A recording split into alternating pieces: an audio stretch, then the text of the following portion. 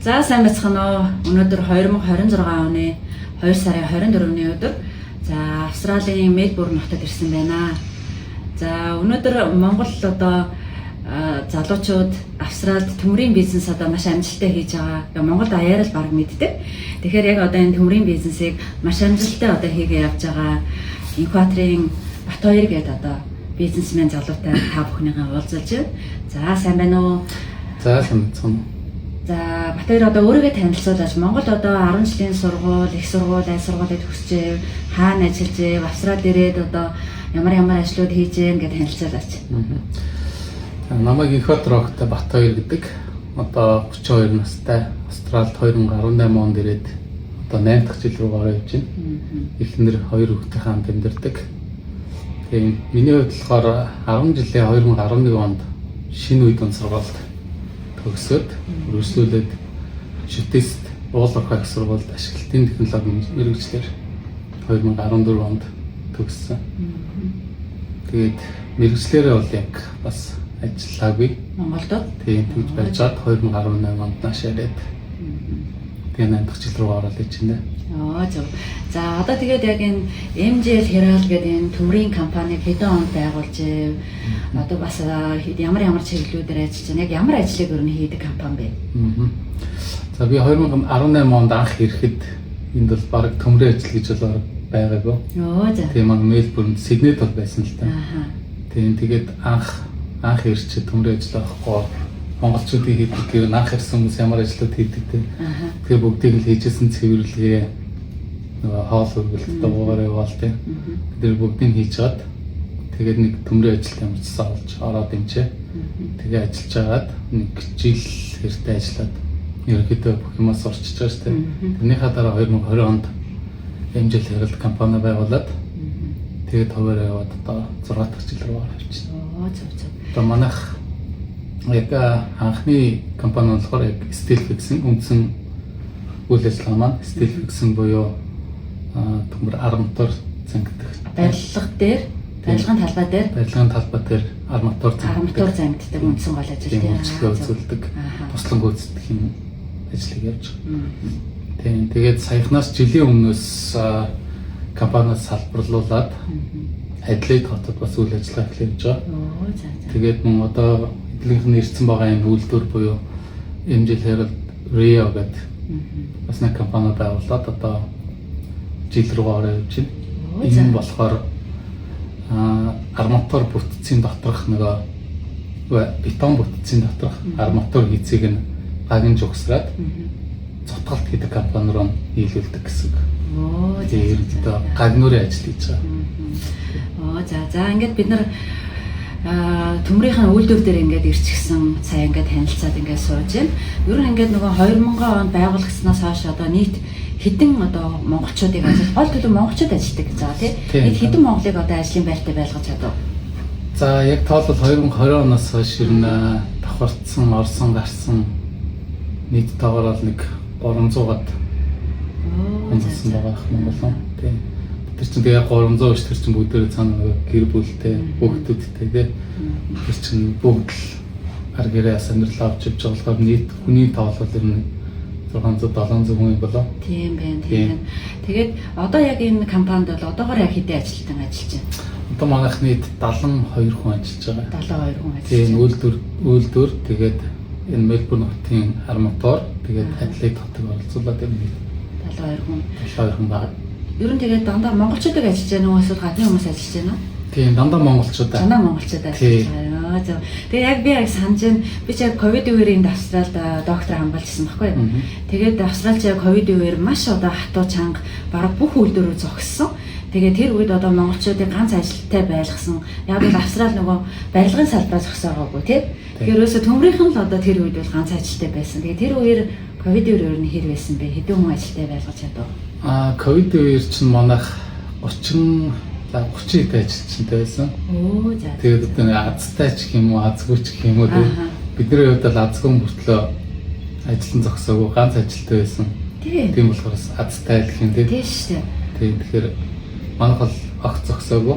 Тэгээд засгийн газраас яг нэг хэдэн шаардлагууд тавьжсэн. Нөгөө вакцинтай байх хэрэгтэй. тэгээд сертификат авсан байх хэрэгтэй Тий. вакцин хийлгэсэн. Тий. Тэр бичиг баримтуудтайгаа бол тэгээд ямар ч асуудалгүй огцгосоогүй. За тэгээ ер нь байгуулагдсанаас хойш одоо нийтдээ хэдэн одоо төслийг амжилттай хэрэгжүүлв? Манайхаа 90-с 100 төсөл нийт 100 төсөл. тийм үсгэл дуусгасан байгаа. Яг 2 жилийн өмнөөс одоо энэ Австрал нөгөө энэ барилгын төслүүдээ нөгөө зэрэглэлээр нь ангилж байгаа. 1 2 3 гэдэг. Тийм тэгэхээр манайх 2 жилийн өмнөөс бол яг 2 3 дахь төвшний боёо яг жижиг тэр хэмжээний орон сууцууд тэгээд хаус, амны хаусууд ч юм уу тиймэрхүү юмуд хийдгээсэн маш олон тоогоор тийм. За. Тэгээ 2 жилийн өмнөөс бол 1-р төвшнээс буюу нөгөө өндөр барилгууд хамгийн том төслүүд рүү орж ажилтдаг болцсон. Тэгэхээр нэг жилдээ одоо хүнийхээ хүчин чадлаас хамаараад нэг 4-5 төсөл жилд зэрэг явуулж байгаа. Тэгэхээр өөр нь бол ингээд одоо бол бүр 1-р зэрэглэлийн Австралч өөр нь тэр 1-р зэрэглэлийнхаа төслийг яг юугаар нь ангилдаг юм бэ? Том өндөр одоо барилгуудаа 1-р зэрэглэлийн барилга гэж байна уу? Бас одоо хөрөнгө оруулалтаас нь хамаарат байна уу? Тий, энэ болохоор нөгөө төслийнхаа үн цэнээс хамаарна бас хэдэн сая доллароос дээш үнэлгээтэй төсөл байх юм бол ийшээ 1-р зэрэглэлөөр оромж гэдэг юм дээ. Тэгээд тэр төслүүд нь дандаа нөгөө Австралийн үйлдвэрчний юнионоор юуны хяналтандаар явагддаг байгаа. Энэ нь үйлдвэрчний хил нь болохоор ажилчдын эрх ашиг хамгаалах, тэгээд аюулгүй ажиллагааг хамгийн нэгдүгээр хангах. Зөв. Тийм зорилттой ажилладаг. Тэгэхээр үйлдвэрчний хэвлэл хяналтанд ор явдаг төсөл гэдэг. Тэгэхээр өөр нь үйлдвэрчний хэвлэл Австрал яаж ажилладаг юм бэ? Одоо таны хувьд үйлдвэрчний хэвлэл яаж ажиллаж байна? Одоо энэ 1-р зэрэглэлийн төслүүд гэдэг байна шүү дээ. Энэ дээр болохоор энэ төслүүд бүгд заавал үйлдвэрчний хэвлэлийн хяналтанд ор явах хэрэгтэй. Тэгээд тэн дээр ажиллаж байгаа туслан гүйцэтгэх компаниуд, ажиллаж байгаа ажилчид бүгд зөвшөөрлөө юугаа Enterprise Bargain Agreement гэдэг нөгөө үйлдвэрчний хэвлэл компани хоёрын хооронд байгуулдаг тийм нөгөө гэрээ гэх юм уу? Тэрийг байгуулсан тийм тэмцэлгдсэн компаниуд зөвхөн ажиллах хэрэгтэй. Тэгээд ажиллаж байгаа ажилчид нь бүгд заавал тэр үйлдвэрчний хэвлэлийн гишүүн бас байх хэрэгтэй. Тэгээд төлөх ёстой даатгал татварууд бүгд заавал төлөгдөж явж явах хэрэгтэй ажилчид руугаа. Тэгээд одоо нөгөө танаа ажиллаж байгаа юм дээр чинь аюулгүй ажиллагааг одоо үйлдвэрчний хэвлэлээс хяналт тавьдаг гэх тэрэн баг үйлдвэрчний хэвлэлээс нэг хүн ингээд танаа барилга дээр тасалтгүй аюулгүй ажиллагааг нь хяндаг гэж ярьж байсан тийм.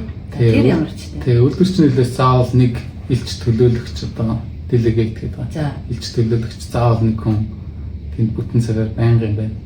Тэр сайт онгоохоос эхлээд хаах хүртэл аюулгүй ажиллагаанд нь хяналт тавиад. Тийм хяналт тавиад шинээр ирсэн ажилчдыг заавал нэг индакшн аюулгүй ажиллагааны зааварчилгааг өгч заавал ажил руу оруулна тийм. За. Бас сонирхолтой юм байна шүү дээ. Тэгэхээр баг үйлдвэрчний хэвлэлийн тэр ажилтан нэг төрлийн аюулгүй ажиллагааных нь ажилтан хийж өгöd байгаа юм биш үү баг.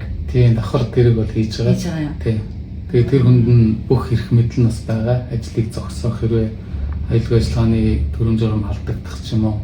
Тиймэрхүү ямар нэг асуудал гарахад тэр хүн бол ажлыг зогсоох бүрээ хэрэгтэй. За. Бас их сонирхолтой юм байна. Тэгээ асуудлуудыг нь дор бүрэн шууд шийдвэрлүүлнэ. Тэгээ анхааруулгыг нь тэгээ бүр болохгүй бол ажлаас нь шилжүүлэх юм тийм. Зөв. За тэгэхээр Австрал одоо энэ төрлийн төслийг олох нь ер нь хэр хэцүү вэ? Олон төсөл олдож байна уу? Тий, анх бол яхаа мэдээж хэцүүлсэн л да. Энэ маань Мельбурн хотод чинь намайг анх компани байгуулж байхад монголчууд нэг их биш ч байсан төмрийн ажлыг энд баг монголчууд нь хийдгүү. Тэгээ тэр үед бол яг ажил олоход бол бас мэдээж хэцүүлсэн л да.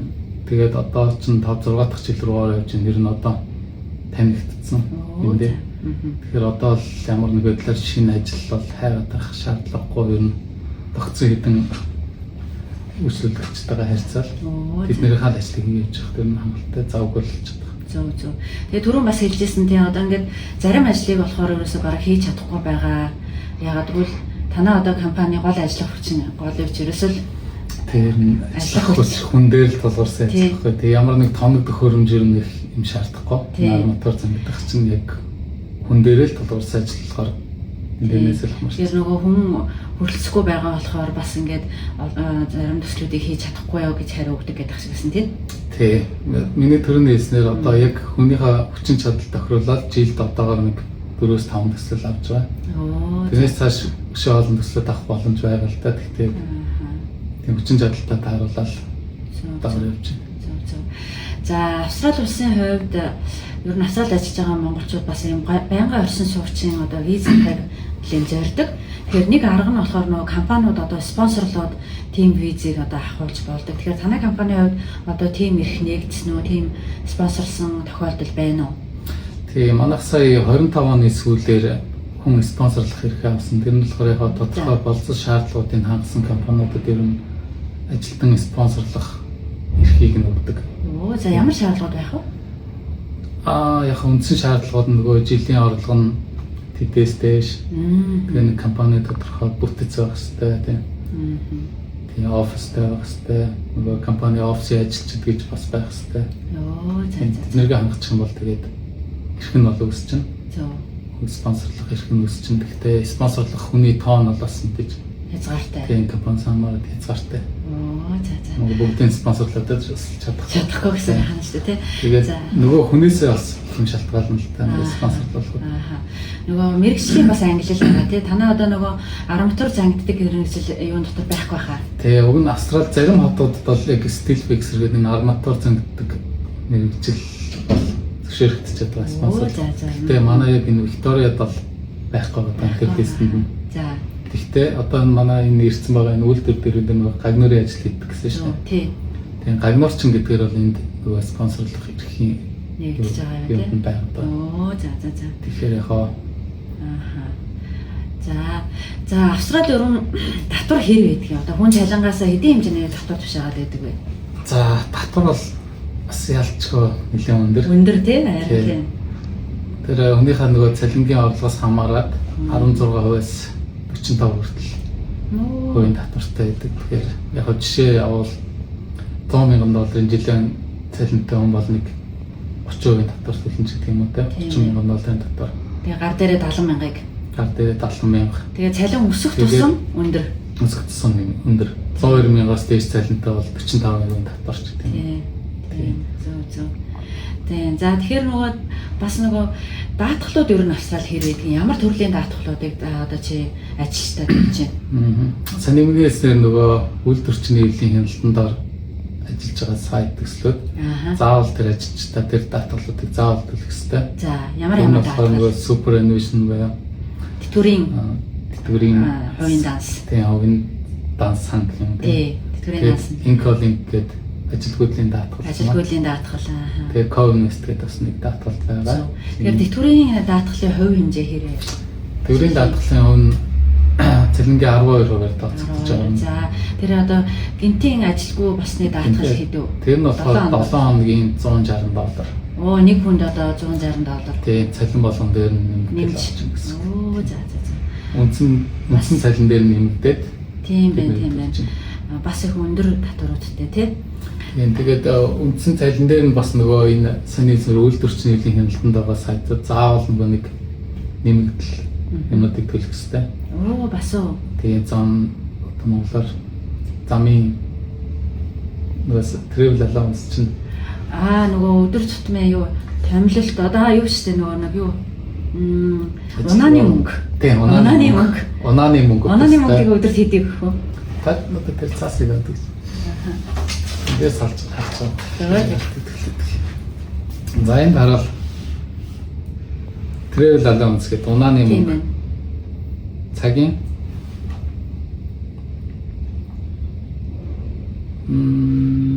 хэдэн. За нэг хүн сардаа энэ нэг сарын хоо тий? Нэг сарын цалин байна уу? Тийм байна. Тэгвэл сардаа энэ хүн хэд вэ? Сарын шин 7 хоног. 7 хоног. 7 хоногор явдаг шүү дээ. За 7 хоногийн хэд вэ? Тийм 7 хоногийн $55. 7 хоногийн $55. Тийм. Тэгээд site allowance гэдэг. За сайт дээр бас нэг хоол мод гэдгийг аюу яж 7 хоногийн болохоор бас $59 бай тий. Энэ хэдэн доллар байна уу? $59. Тийм байна. Бас нөлөө юу юм бэ? Энэ нөгөө нэг юу чин travel чин болохоор 7 хоногийн $280 байна шүү дээ. 7 хоногийн $280. За тэгээд юу нь болохоор сайт дээр одоо хоол мод гэдэг нь бараг $60. Энэ cycle allowance гэдэг нь болохоор бас яг төслийнхаа нөгөө үнэлгээнээс бас хамаарат байна. Хэдэн сая station гэхтэй бол энэ дүнүүд нь бас жоохон өөр болчихно. За. Тэгээд сайт тэгээ илүү цаг хийх юм бол хоолны мөнгө төлнө $32. Цагийн. Тий. За ер нь бол нэр татвар бол маш өндөр байдаг юм байна. Тэгээд илүү байна. цаг хийвэл илүү цагийнх нь мөнгө дагална нөгөө өөрөөр бодогдно. За ер нь танад одоо ажиллаж байгаа хүмүүсийн дундад цалин ер нь хэд байна жилийн?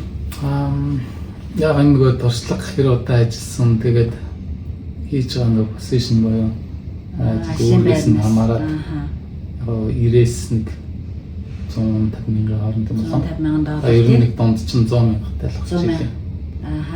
90-с $150,000 татварын өмнөх гэсэн үг ханаа шүү дээ. За Австралид ер нь компани байгуулах хэр хэцүү байдгийг. Австралид миний яснаар бол компани байгуулахад маш амархан. Ямар нэг засгаа зөвшөөрөл, ямар нэг мэргэжлийн юм шаардлагагүй. Хинт шинэхэд нээлттэй. Тэгэхээр одоо бүр юунаас хамаарахгүй гэсэн тий? Гадны хүнч байна уу? Гадны хүн, оюутан, сурдаг хүн байсан ч болно. Хинт компани байгуулалт нээсэн болно. Гол нь хуулиасныхан дагуу дотор яваад гэл мэдүүлэл ирнэ.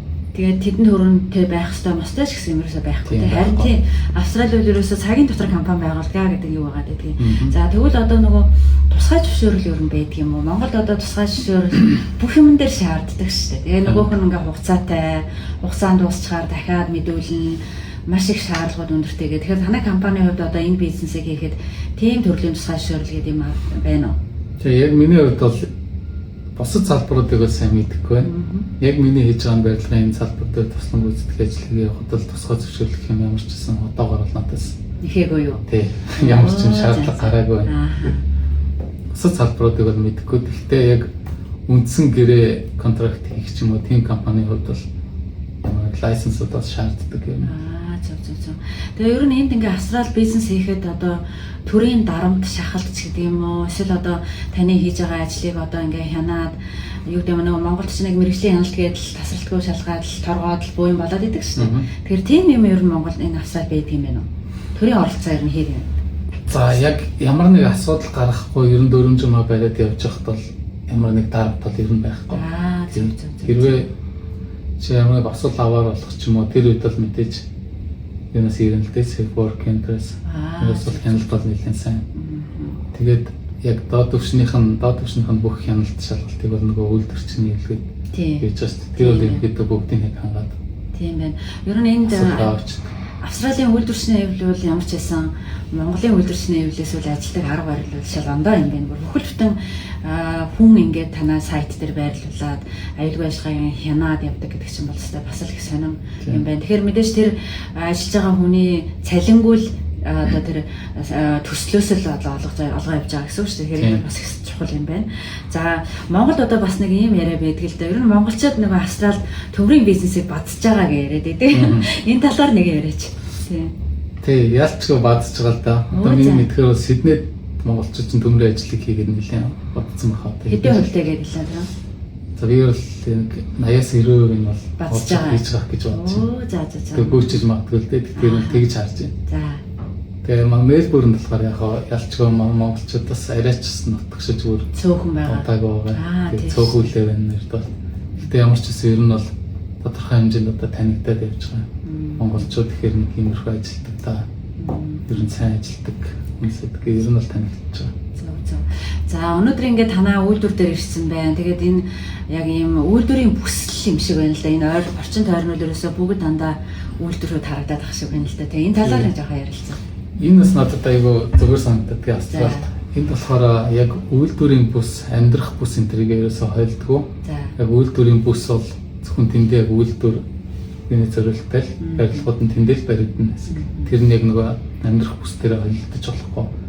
Тэгээ энэ болохоор нөгөө бас амьдрах орчинд нь айгүй сайн байгаа л да. Агаарын бохирдлоос ядаж хол нөгөө үйлдвэр ажил үйлдвэрээс гарах нөгөө агаарын бохирдол дуу чимээ хог хаягдал тийм. Тэгэл том бас тарак машин ингээл төрөл бүрийн машинууд явж байна тийм. Тэгэхээр үнэхээр үйлдвэрийн ийм тусгай бүс байх нь бол зайлшгүй шаардлагатай. Манайгаар л одоо Улаанбаатарт бол мэдээж хуучин бол хаан бол өргөчин бол үйлдвэрийн бүсээсэн шүү дээ. Одоо бол ерөөсөө яг тийм үйлдвэрийн бүс гэсэн юм одоогоор бол бараг байхгүй байгаа л та. Тэгээд энэ ч юм уу боломжоор нэг газар аваад дээр нь бариад тий ерөөсөө тэгэл гэр ороод онцлог хийгээл тэгэл. Тийм. Тэгэхээр уул нь яг үнэхээр яг энэ үйлдвэрийн бүс шиг юм тусгай юутай тэгээд тэрнийх нь одоо дэг бүтээцтэйгээ цахилгаан шийдэгдсэн ийм юмтай болох нь чухал юм байна гэж харж байна л да. За ер нь одоо танай компанид бол хэдэн хэрний одоо насны монголчууд ажиллаад байна. Тэгээ одоо нэг сүүлийн үеийн залуучууд ялангуяа манай монголч нэг юм яригадаад бас нэг Z generation-тэй ажиллахад бас нэг яг мэдрэл тулгардаг гэнтэйгээд ярьдаг. Тэгээд энэ талаар ямар нэг юм яриач тийм. Гэр монголчуудтай ажиллахад хүндрэл бэрхшээл хэр байна, давуу талууд хэр байна гэдэг. За манайх ерөнхийдөө одоо 20-с нэг 30 насны хооронд. Ер нь мас нь бол 30-аас дээш насныхан байгаа. За нэг 70-80% 30-аас дээш насныхан байгаа. Нэг хэлснээр бол саний Z шинэ Z үеийнхээ яхаа дутагдaltaй талууд мэдээж байдаг. Дутагдaltaй ч гэх юм асааж юм тийм. Арай өөр онцлог. Тэгээ арай өөр онцлогтой хөвгтэй байгаа даа шүү дээ. Тэр нь л яг бороо зөв гэдгийг бол бас хийж мэдгүй тийм. Тэгээ бол яг нэг тийм юуны зөрөлтөн бол гардаг нэг ойлголтын зөрүүл юм уу тийм. Үеийн зөрөө бас гарч байгаа тийм. Чинь одоо ямар онцлог ямар ч асуудалгүй сайн тийм хүмүүс хөвгдөд зөндөл байгаа л да. Зүгээр яг тиймэрхүү юмнууд бол ажиглагддаг яг зүгээр яг жишээлбэл одоо жишээ байна уу ингээд зарим Монголд бол ингээд өсөн маш олон төрлийн юм хөгжилтэй ч гэмээр юм жишээ хэлээд байдаг байхгүй. Жишээ танай дээр тийм жишээ байна уу? Яг зүгээр хөнгөө яриад үдээ явж исэн юм бол зөндөл байгаа л та. Тэгтээ яг одоо жишээ нь ахаа би маргааш амарч болох уу? Амарч болох ч маргааш амрыг би болцоотой гэдэг тэгээд чадчихж байгаа. Тэгэхээр одоо тэд юу хариулахаас мэдэхгүй л байгаа байхгүй. Тиймэрхүү юм бол энэ гардаг. Харин тийм ер нь орчин үеийн хүмүүс бол маш одоо чөлөөтэй би даасан тий. Би одоо хизээ ажиллах уу, хизээ амрах уу гэдгийг бол одоо ингээд нөгөө өөрөө шийдэх ёстой гэсэн тийм юутай байдаг л да. Үнэхээр одоо маргааш би ажиллахгүй шүү болцоотой гэж хэлэхээр чи болохгүй гэж хэлэх юм бол ажилласаа гарчих гад. Тэгээ болно гэж хэлэхээс л аргагүй тий. За ер нь ингээд одоо ирээдүйн төлөвлөгөө юу байна? Ер нь ингээд авсраад өөр бизнес рүү ороё гэдэг тийм төлөвлөгөө байгаа юу? Одоогийн байдлаар бол ингээд 3 чиглэлээр ажиллаж байна гэж юм. Тэгэхээр цаашаа янз бүрийн төлөвлөгөө байгаа юу? Тэгээ одоо яг одоогоор бол манай үндсэн ажил буюу хар мотор зам гэдэг маань ер нь бол нэлийн зорьсон түвшиндээ бол хүрсэн байгаа. Тэгээд тэрнээсээ сая салбарлаад одоо энэ үйлдвэрээ нэгэж ажиллаж байна. Энэ маань ямар ч одоо нэг тим актер том бол үйлдвэрлэж болохгүйгээ. Гэхдээ томруулаад явж байгаа. Эхний ээлжинд яг зорж байгаа маань бол энэ үйлдвэрээ дахиад нэг 20-с 3 дахин томруулаад гаргаж байгаа борлуулалтад 20-с 3 дахин нэг нэмэгдүүлээд үзэл гэсэн юм байгаа. Тэрний дараагаар бас яг хийхийг зорж байгаа нэг дайсад байгаа л да. Одоо файнансийн чиглэлээр орох ч юм уу. Санхүүгийн чиглэлээр тийм. Тэгээд энэ монголчууд нэг Австрали Монголын хооронд мөнгө шилжүүлэх хийх. Тэгээд энэ дээр нэмээд энэ монголчуудаа зээл олгодог. Боломжийн хүртээ тийм. Эцэг нэг санхүүгийн асуудлуудаас их толгордог шүү дээ. Толон цэвэд цугалтын төлбөр ч юм уу тийм. Тийм үед зээл гаргадаг бас тийм үйлчлэгээ хийх хэрэгтэй байна. За ерөнхийдөө ингээ хоёлаа нэлээд сайхан ярилцлаа гэж бодож байна. Тэгэхээр одоо ялангуяа хүний нутагт тийм одоо Австралид ингээд олон монголчуудаа ажилтай, амьдралтай. За тэгээд тэр одоо монголчууд маань ихэнх одоо цалингаа бол мэдээж одоо Монгол руу ингээд шилжүүлдэг. Тэгэхээр Монгол улсын одоо хөгжил, хүний нөөцийн хөгжил, за эдийн засгч бол маш одоо үнэтэй хувь нэмэр оруулаад явж байгаа юм одоо маш амжилттай явж байгаа бизнес салуутай өнөөдөр ингээ уулзсандаа маш их баяртай байна. Ингээд ажлын амжилт сайн бүхний бүсэн өрөөё ингээ баярлалаа. За баярлалаа. Тэндээс нэг зориод ирсэн баярлалаа. За баярлалаа.